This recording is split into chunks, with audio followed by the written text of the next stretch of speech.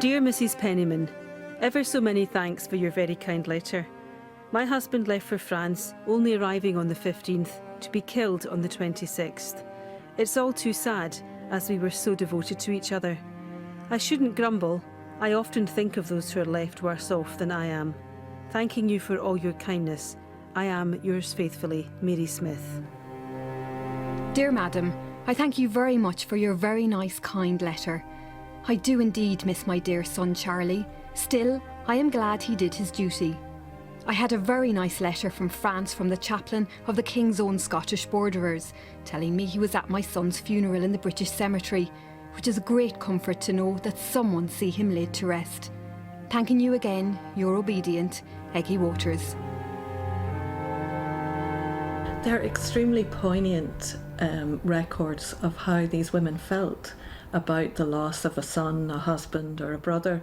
And what Eggy's letter shows, it's a very common form in these letters. The chaplain has written to reassure them the consolation they take from the knowledge that, or from being told that their loved one has been given a proper burial. Because of course one of the really significant things about the First World War is the bodies don't come home. What's your aim in this project? The aim is to find out who these women were. We have their names and we have their addresses. So it's possible for us to do research into what happened to them after the war. This is a project in many ways about young women. So many other commemorative projects focus on those who died, but this focuses on those who had to live on.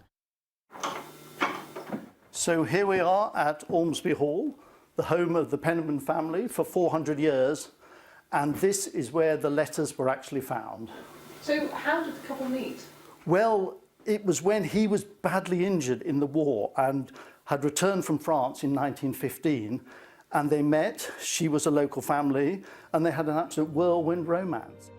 And no sooner had Mary married than her own husband returned to war. She must have been terribly worried that her recent husband was going to be killed. And so for her to be writing those letters, and caring for others as well as worrying about herself, I suppose must have been a comfort to her. Dear Mrs. Pennyman, just a note to tender you my great thanks. We were glad to know my brother died peacefully. Poor darling. It's too awful to think of him dead and being out there alone, and yet I often wonder who's worse off, those dead or those in the muddy trenches waiting for death. The war doesn't seem to get any nearer the end, does it? I sincerely hope Mr. Pennyman is all right and that he may return to you safely after the conflict. Ada Thornton. After 100 years, this project is now giving these forgotten women a voice.